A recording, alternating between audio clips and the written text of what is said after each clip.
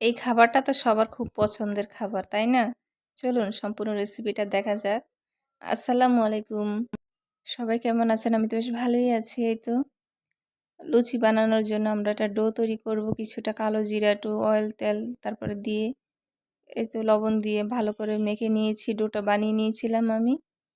তারপরে তো ডোটা বানানো শেষ। সবশেষে এটাকে এখন লিচি করে ছোট, ছোট করে কেটে নেব।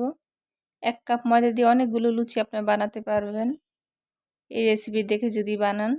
তো ছোট, ছোট করে গোল করে আমি বেলে নিয়েছিলাম।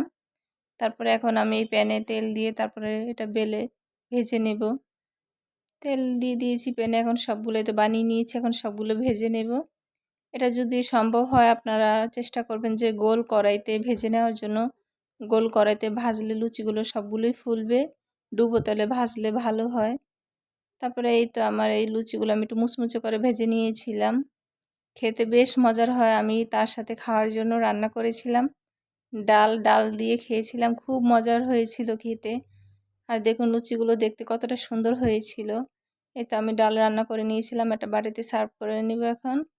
তারপরে এতে সব শেষে আমি লুচিগুলো সাজিয়ে একটা ফটো তোলার জন্য সাজিয়ে নিয়েছিলাম।